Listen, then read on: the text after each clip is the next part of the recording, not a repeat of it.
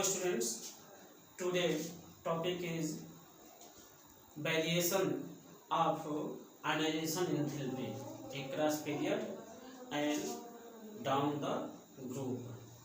माने पीरियड में और ग्रुप में आयनाइजेशन एंथैल्पी कैसे चेंज होती है इसके बारे में आज हम लोग पढ़ेंगे। तो जैसा कि जानते हैं कि एटॉमिक साइज पीरियड में लेफ्ट टू राइट जाने पर घटती है, डिक्रीज होती है, और न्यूक्लियर चार्ज जो है number of proton in nucleus ये इंक्रीज होता है। इसके कारण क्या होता है, force of attraction outermost shell और न्यूक्लियस के बीच लगने वाला जो फोर्स ऑफ अट्रैक्शन है वो आपका इंक्रीज होता है, यानी साइज छोटी होती है और न्यूक्लियर चार्ज इंक्रीज होने के कारण आउटर मोस्ट इलेक्ट्रॉन न्यूक्लियस की तरफ अधिक अट्रैक्ट होते हैं और इस तरह से इलेक्ट्रॉन को निकालने में आपको अधिक एनर्जी की आवश्यकता होती है, यानी आयनाइजेशन एंथैल्पी जो है आपकी इंक्रीज होती है। ठीक है, तो यहाँ पर दिया गया है across period atomic size decreases, nuclear charge increases. It means force of attraction between outermost electron and nucleus increases. That is, removal of electron become difficult. That is, ionization enthalpy increases. In case of noble gas in a period, ionization enthalpy is maximum. What's its reason? Because stability of electronic configuration। मैंने 18 group में जो किसी भी period के last element का जो electronic configuration होता है वो क्या होता है, स्टेबल होता है, यानी कम्प्लीटली फिल होता है। तो उससे इलेक्ट्रॉन को निकालने में काफ़ी अधिक एनर्जी की आवश्यकता होती है। अब यहाँ देखिए कुछ एक्सेप्शन है। एक्सेप्शन क्या है, लेफ्ट टू राइट जब हम मूव करते हैं तो आयनाइजेशन एंथैल्पी इंक्रीज होती है, लेकिन बोरान और बेरिलियम के केस में आप देखेंगे बेरिलियम बोरान का अधिक होना चाहिए, बेरिलियम का कम होना चाहिए, लेकिन यहाँ बोरान का अधिक है, बेरिलियम का कम है। इसी तरह से नाइट्रोजन के बाद ऑक्सीजन है, तो ऑक्सीजन का आयनाइजेशन एंथैल्पी कम है, नाइट्रोजन का अधिक है, जबकि ऑक्सीजन का अधिक होना चाहिए। तो ये एक्सेप्शनल पार्ट है, इसको हम अंडरस्टैंड करेंगे और एग्जाम में इसी से रिलेटेड क्वेश्चन पूछे जाते हैं। तो यहाँ पर टेबल में ये सेकेंड पीरियड के एलिमेंट्स लिए गए हैं, lithium, beryllium, boron, carbon, nitrogen, oxygen, fluorine, neon.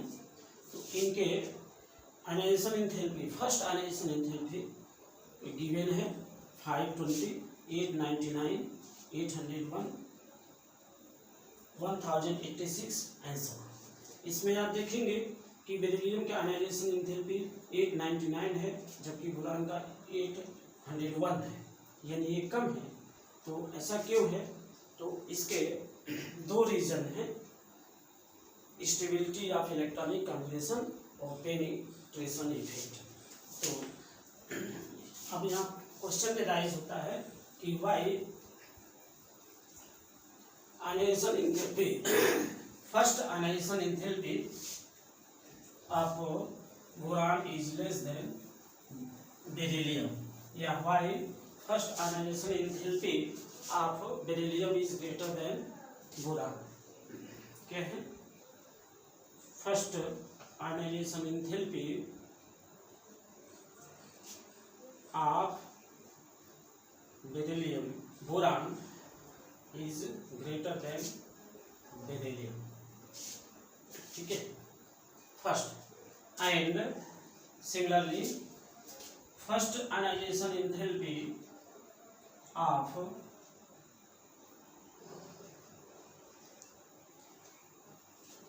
Nitrogen is greater than first ionization enthalpy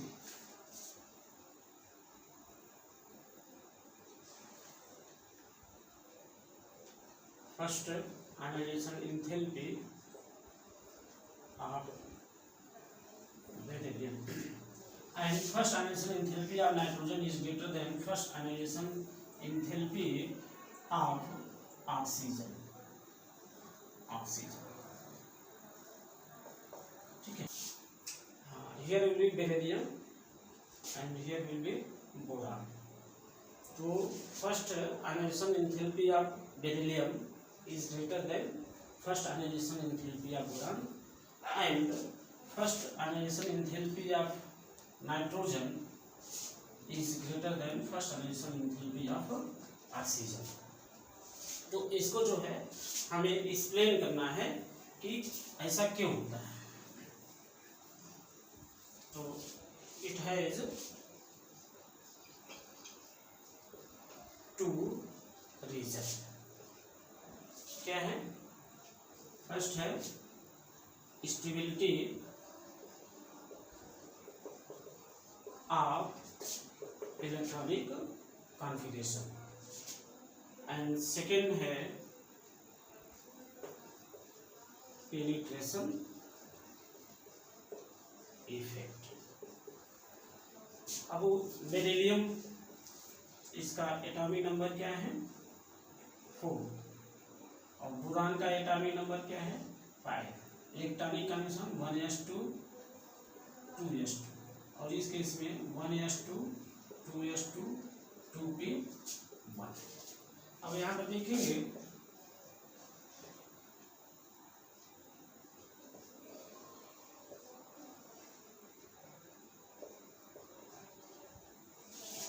यहाँ पर 2 इलेक्ट्रॉन है आउटरमोस्ट सेल में, और ये क्या है? फुलफिल है. इसी तरह से इस केस में आप देखेंगे 1s2 2s2 2p1.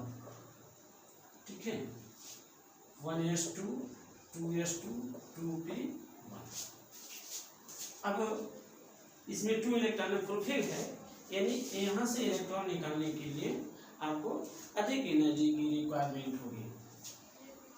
In case of boron यहाँ पर 2p1 है, ये अनस्टेबल इलेक्ट्रॉनिक कॉन्फिगरेशन है, यहाँ पर स्टेबल इलेक्ट्रॉनिक कॉन्फिगरेशन है, इसलिए अधिक एनर्जी का रिक्वायरमेंट होगा. और सेकेंड है पेनिट्रेशन इफेक्ट. बेरिलियम के केस में यहाँ पर यस ऑर्बिटल से हम इलेक्ट्रॉन निकालेंगे फर्स्ट, और बोरान के केस में पी से इलेक्ट्रॉन निकालेंगे. तो आप जानते हैं कि पेनिट्रेशन इफेक्ट जो है यस पी डी यह के अनुसार जो है डिक्रीज होता है, यानी सबसे अधिक यस का होता है, उसके बाद पी का और डी का. तो ये 2 फैक्टर है जिसके कारण first ionization enthalpy of beryllium is greater than first ionization enthalpy of boron. ठीक है, but the second ionization enthalpy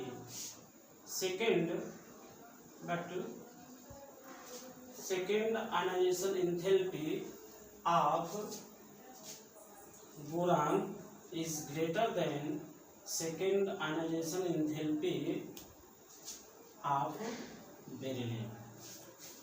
ionisation enthalpy boron का सेकेंड आयोनाइजेशन एंथैल्पी यह है बोरान का ग्रेटर होगा. इस केस में क्यों ऐसा होगा? तो बोरान का केस यहाँ पे देखें, जब फर्स्ट इलेक्ट्रॉन रिमूव हो जाएगा तो फिर सेकेंड इलेक्ट्रॉन जो है यहाँ पर क्या होगा?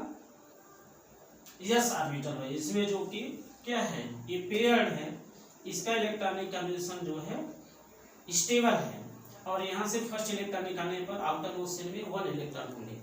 तो यहाँ से इलेक्ट्रॉन निकालने के लिए आपको अधिक एनर्जी का रिक्वायरमेंट होगी, इसलिए second ionization enthalpy of boron is greater than second ionization enthalpy of beryllium. ठीक है, इसी तरह से नाइट्रोजन और ऑक्सीजन के केस में देखें, नाइट्रोजन का क्या है? 1402 है, और ऑक्सीजन का है 1314, यानी नाइट्रोजन का जो है ग्रेटर है ऑक्सीजन से, जबकि ऑक्सीजन का ग्रेटर होना चाहिए, ये जो है इंक्रीजिंग ऑर्डर में होता है. तो ये भी जो है इलेक्ट्रॉनिक कॉन्बिनेशन के बेस पर हम इसको अंडरस्टैंड कर सकते हैं। जैसे नाइट्रोजन 7 और oxygen 8, 1s2 2s2 2p3 and in case of oxygen 1s2 2s2 2p4। इसको ऑर्बिटल स्ट्रक्चर के रूप में जब राइट करेंगे तो आप देखेंगे कि नाइट्रोजन के केस में ये हाफ फील्ड ऑर्बिटल जो है ये क्या होगा, मोर स्टेबल होगा। हाफ फील्ड ऑर्बिटल किसके कंपैरिजन में, ऑक्सीजन के केस में।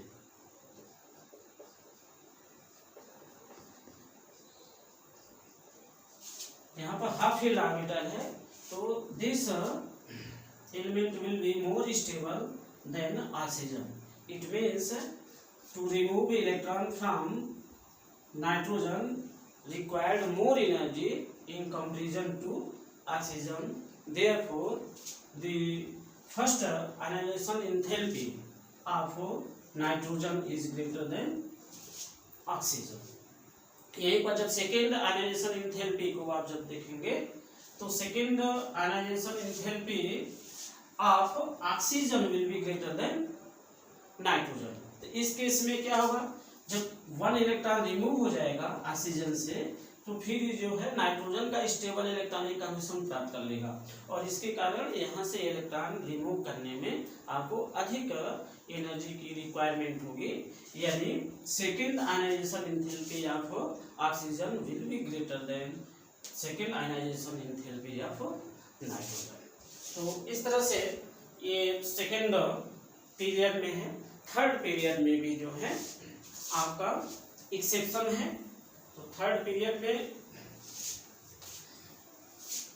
Magnesium ionization enthalpy of magnesium is greater than first ionization enthalpy of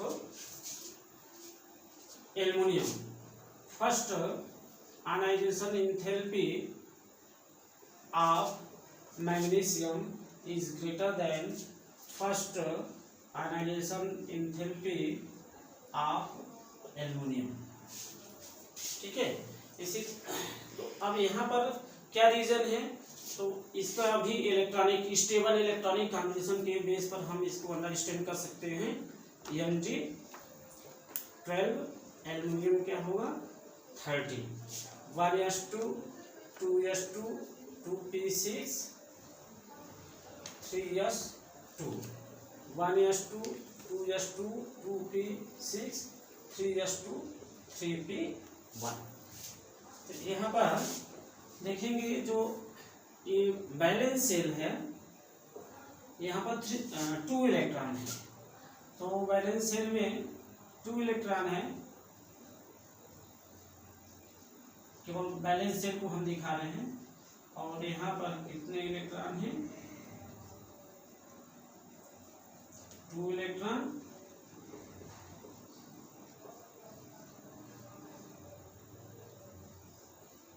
और यहाँ पर 1 इलेक्ट्रॉन। तो मैग्नीशियम के केस में ये आपका 3s2 है, 3s2 3p1। तो 2 इलेक्ट्रॉन है, ये स्टेबल होगा। इससे इलेक्ट्रॉन निकालने के लिए एल्युमिनियम के केस में आपको अधिक एनर्जी की रिक्वायरमेंट होगी, जिसके कारण इसका फर्स्ट आयनाइजेशन एंथैल्पी जो है ग्रेटर होगा एल्युमिनियम से। लेकिन यहीं पर जब आप सेकेंड आयनाइजेशन एंथैल्पी की बात करेंगे तो second ionization enthalpy of aluminium will be greater than, but second ionization enthalpy of aluminium is greater than second ionization enthalpy of magnesium. ठीक है, तो इस तरह से आप जो है ये ठीक इसका उल्टा होगा। इसका रीजन क्या है, इसका रीजन ये है कि जो सेकेंड आयनाइजेशन एंथैल्पी के लिए ये 1 इलेक्ट्रॉन तो रिमूव हो चुका है, ये 3s2 इसमें 2 इलेक्ट्रॉन है और यहाँ पर आपके एक इलेक्ट्रॉन होंगे, तो इसलिए ये स्टेबल इलेक्ट्रॉनिक कन्फर्मेशन होगा और इससे एनर्जी निकालने में आपको अधिक एनर्जी की आवश्यकता होगी, जिसके कारण ये second ionization enthalpy of aluminium will be greater than second ionization enthalpy of magnesium. ठीक यही केस फास्फोरस और सल्फर के केस में है। First ionization enthalpy of phosphorus is greater than first ionization enthalpy of sulphur, but second ionization enthalpy of sulfur is greater than first ionization enthalpy of phosphorus। तो उसको भी जो है stable electronic conformation के base पर आप understand कर सकते हैं। अब इसके बाद में है वेरिएशन इन ए ग्रुप। अब ग्रुप में आयनाइजेशन एंथैल्पी कैसे वेरी करती है, तो जैसा कि आप जानते हैं वेरिएशन इन ग्रुप्स, ये सेकेंड है। जैसा कि आप जानते हैं down the group atomic size जो है क्या होती है, इंक्रीज होती है। एटॉमिक साइज इंक्रीज होती है, atomic size increases.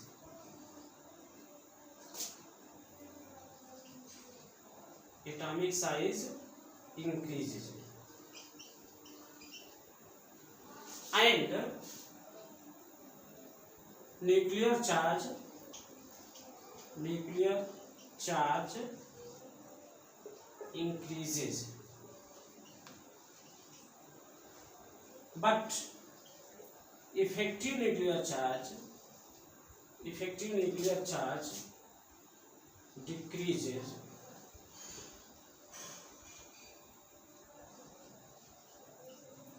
due to increase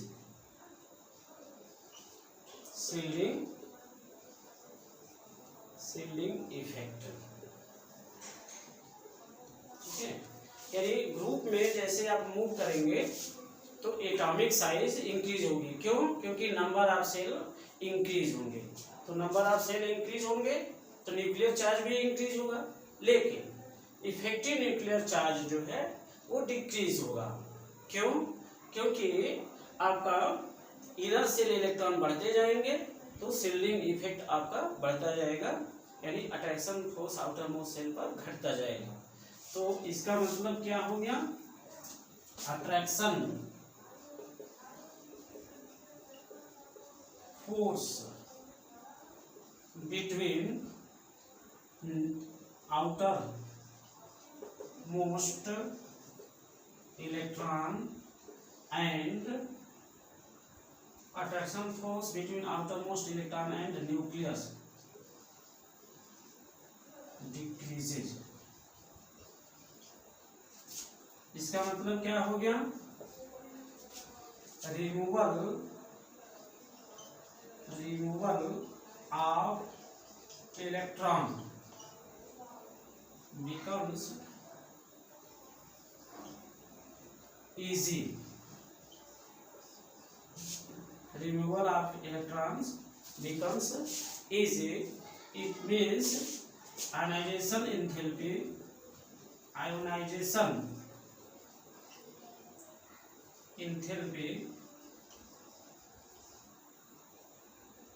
decreases, ionization enthalpy decreases। तो डाउन द ग्रुप जो है आपका आयनाइजेशन एंथैल्पी डिक्रीज होगी। इसका रीजन क्या है, attraction force between nucleus and outer most electron decrease होगा, जिससे इजिली जो है आप इलेक्ट्रॉन के आउटर मोस्ट इलेक्ट्रॉन को रिमूव कर सकते हैं, यानी आयनाइजेशन एंथैल्पी आपका कम होगा। तो ये जनरली जो है ग्रुप में ऐसा है, कहीं एक्सेप्शन नहीं है, केवल पी ब्लॉक में 13 ग्रुप में एक्सेप्शन है। क्या है उसमें, first ionization enthalpy of gallium is greater than first ionization